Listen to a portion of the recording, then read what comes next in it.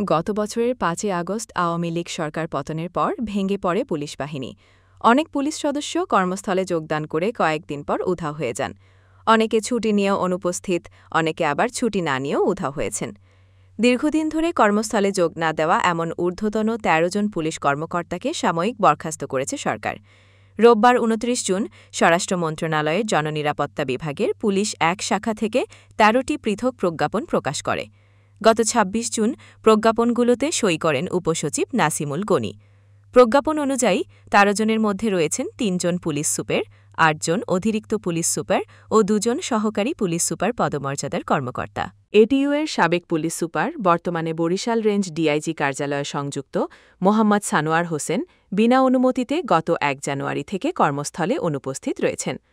রংপুর জেলার সাবেক police super, বর্তমানে চট্টগ্রাম রেঞ্জ ডিআইজি কার্যালয়ে সংযুক্ত মোহাম্মদ শাহজাহান গত ১৬ জানুয়ারি থেকে কর্মস্থলে অনুপস্থিত রয়েছেন।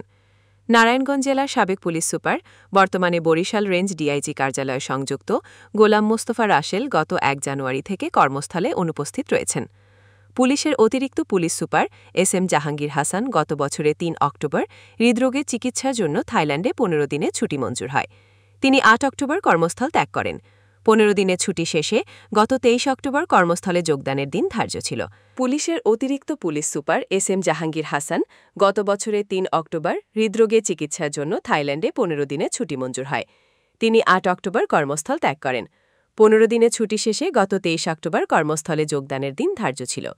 কিন্তু তিনি ২৩ অক্টোবর সিঙ্গাপুর মাউন্ট এলিজাবেথ হাসপাতালে চিকিৎসারত আরও ৬০ দিনে ছুটি বৃদ্ধির জন্য ইমেইলে আবেদন করেন। তার আবেদন মঞ্জুর হয়।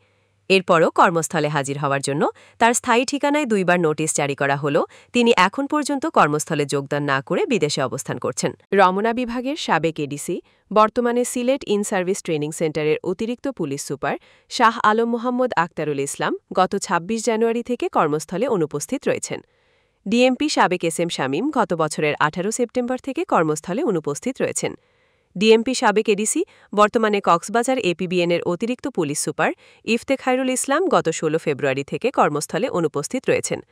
ডিএমপি ডিবি সাবেক এডিসি, বর্তমানে জামালপুর ইন সার্ভিস ট্রেনিং সেন্টারের অতিরিক্ত পুলিশ সুপার মিশু বিশ্বাস গত বছরের অক্টোবর থেকে কর্মস্থলে অনুপস্থিত রয়েছেন।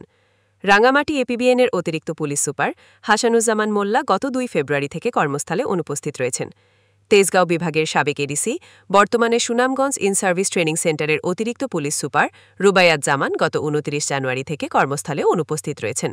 বরিশাল র্যাব ৮-এর ভারপ্রাপ্ত কোম্পানি কমান্ডার অতিরিক্ত পুলিশ সুপার মাসুদুর রহমান গত বছরের ১৩ নভেম্বর থেকে কর্মস্থলে অনুপস্থিত রয়েছেন।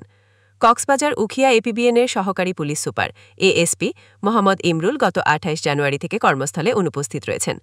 রাজারবাগ পুলিশ টেলিকম ভবনের সহকারী পুলিশ সুপার মোহাম্মদ মাহমুদুল হাসান গত ১৩ সেপ্টেম্বর থেকে কর্মস্থলে অনুপস্থিত রয়েছেন।